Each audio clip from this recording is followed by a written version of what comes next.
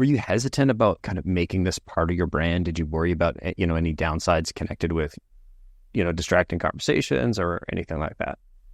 That's a great question. No, and actually, I wanted to be, careful with some of the things that I communicated. But when I began to meet all these people who were reaching out to me, I first published that first article on LymeDisease.org. I had this is April of 2021. I just had all this information that I didn't see published anywhere. So I said, I'd like to write this article from a family member perspective. And like I mentioned, I had 500 people comment, and then I had 100 people reach out to me, and people were saying things in the comments like, nobody cares. I can't believe there's this human being who cares. And then it was published again. And then people would reach out and say the same thing. It's like more people would find it and say, nobody cares about people who have this disease. The medical profession dismiss a lot of people. Even the large group in the medical profession that says that chronic or persistent Lyme doesn't even exist. There's an organization called the Infectious Disease Society of America, which dispute that chronic Lyme even exists. If you Google or search, does chronic Lyme exist? You're going to see pages of people who denied that it even exists. I've seen it firsthand. I've spoken to thousands of people.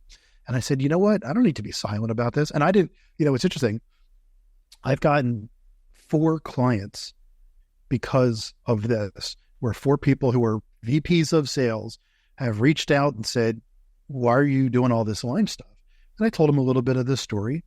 And one guy said to me, my 32-year-old son has chronic Lyme, used to be an athlete, used to have a great career, hasn't left his room in 3 years. And, it was interesting. I'll tell that story in a little bit. I'll tell it right now. This guy was a VP of sales. He was a customer of mine 10 years ago. And he was great for a year, and then he kind of dropped out. So the way my business works at the IES is companies join every year. And we renew them. And we've had companies like Amazon and Salesforce and Cvent Software who've been partners for almost a decade now. But this guy just kind of dropped out. And after a while, I just thought, you know what? It's not a good fit. I'm not going to really get concerned about it. About a year and a half ago, I was at a conference in Tyson's Corner, Virginia, not far from where I am. And I saw the guy across the lobby of the hotel, and I kind of gave a wave, and he kind of started walking towards me. So I'm thinking like, okay, something, maybe he wants to talk or something. He comes over and he says, we're Facebook friends and LinkedIn connected. He said, tell me about this Lyme stuff. And I told him the story, like I mentioned. And he said, I have a 32-year-old son who hasn't left his room in 3 years.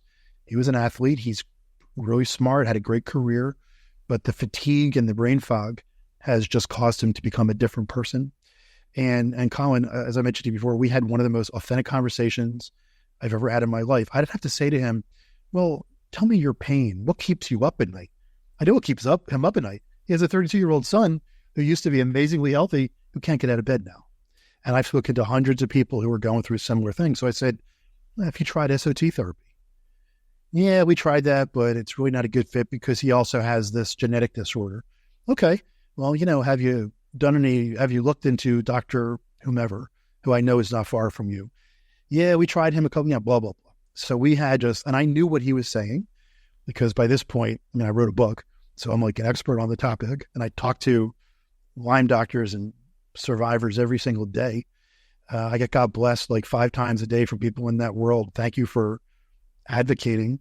And we talked for 30 minutes, and then he said, all right, well, tell me what's going on with the IES, Institute for Excellence in Sales. And I gave him the overview. I said, why don't we have a talk with, he had a partner named Joe. I said, you and Joe. We did a call 2-3 weeks later, a Zoom call. And then a month later, they renewed their membership. They became a member, and they had it for like 8 years. But if I didn't post on Facebook, LinkedIn, Instagram to some regard, and let people know about this advocacy, we would have had a reason to talk. Does he need the Institute for Excellence in Sales? We help our customers. We give them tools to help their women in sales. We have leadership programs. We give them access to some of the people you've had on the podcast. We find resources like your company if they need outsource SDR work or, prospecting assistance, whatever it might be. And, there's value, a lot of value in being a participant. But, we never would have had the conversation if I wasn't outwardly verbal about it.